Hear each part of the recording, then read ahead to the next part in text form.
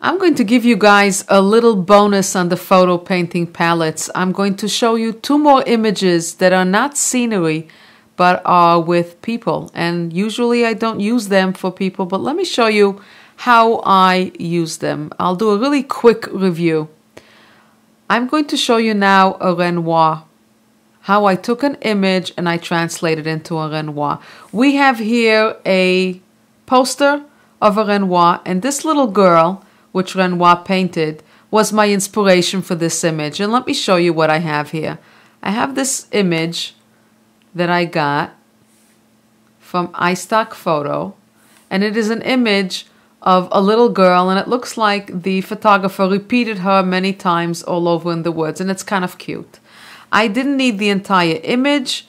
What I looked at here was I just needed this part right here. I cropped it and I left it like that. Let's do this really quickly. And where did it disappear to? There we go. So I have this image right here, and I want to turn it into a Renoir impressionistic, something similar to that. So let me see what we can do with this image with the photo painting palettes, because they give me a nice head start. So let me go into the underpainting, and right now I'm going to go straight to my intense color because I want to pop up those colors, and I'm going to just go with the contrast just a little bit more. And I'm not putting an edge effect on it this time, and I'm going to say apply, and I'm doing a quick clone. Okay, and now let's just put this aside, and we'll put that aside as well. And now I'm going to go and add my special recipe, and that is to start first with my impressionistic brush, and it is in the clone version. And I'm going to my automated. I'm starting with my size tilt modulate. I'm going to start with a larger brush size, and I'm going to click on. And I'm going to close the button, stop it, turn off my tracing paper so that I should see the image start happening. And I'm going to continue. Let's just keep on going. Let me fill up the canvas. I'm going to stop right here, and let me just jump straight for a few seconds to the Sergeant brush just to add a couple of little big strokes. And now I'm going back to my Impressionist with a shorter stroke, a shorter brush size, and let's come in for the punch. And I'm going to stop. So now, where's that image? We went from this image here, and we added the brush strokes, and we're starting to get a nice little painting. And as you can see, I'm getting those saturated greens, and I'm just loving it. Okay, so now what I need to do is I'm done. Let's say I feel that I'm done with my auto painting process. I'm going to go to my restoration. I got my soft edge cloner, and this is where I start to bring back a little bit of the branches and the detail. And I'm going to start to add my colors over here as well. So let me just bring in a little of the shoes and a little of the hand, and you can see where this is going. I'm going to jump this stage, and I'm going to go straight to my next stage, which is to add detail. And I'm going to come in here. I don't have anything to blend as of yet. I'm going to come in with my Monet water with my little brush strokes, and I'm going to Optional Alt click my greens, and I'm going to start to bring in greenery. Let's come in a little darker, because when you start to add in dark green, it gives depth to the woods.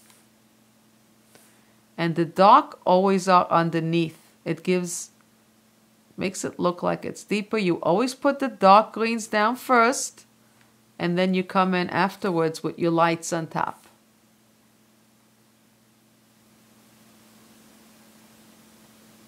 Okay, and I want to bring in a little bit on the trees. I'm going to come in with the browns a little bit light on top of that, just like that. Now I can come in with my blender and just blend in what's there, right? Pull in a little bit of those leaves in different directions. And I see some red happening here. Let me add some red with my Impressionist brush. Pick a nice bright red and make it happen, make it pop. If anybody remembers Bob Ross, many years ago, he was a very talented artist, and he used to do these, well, they weren't DVDs. In his days, they were videos, and he used to be on Channel 13. And I used to watch him. My kids grew up on him. And he would say, I see a happy tree here. There we go. There's a happy tree. And I would watch him as he's painting. He made it look so easy. And now I'm getting everybody back doing the same thing. I'm making it look easy. But guys, it is easy. You just have to learn and practice. And please do practice. I have all kind of images for you that you can practice on. Take out anything that you think that you could run and automate it on it, and then go for it. And then come in with detail on top of that. So it's a really nice way to get a head start on all that detail, and then come in with, look how simple this brush is, just putting down all these branches.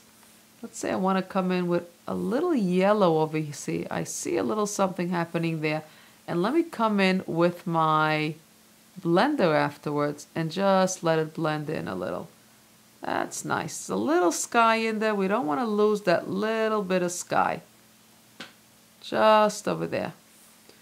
And the dress, we have to start bringing in all these hot pinks. Now, I did all that already. And I got another cake in the oven. And here we go. That is the image that I worked on. Obviously, I put time into it. And I added lines and Norman Rockwell's. And I made sure to sign it. So this is the image that I was working on now with you. And I kind of like what's going on in the trees right in there. Look at that. That's all with the Impressionistic brush. And over here, I kind of picked up a different look. I worked more on the leaves and on the two little girls.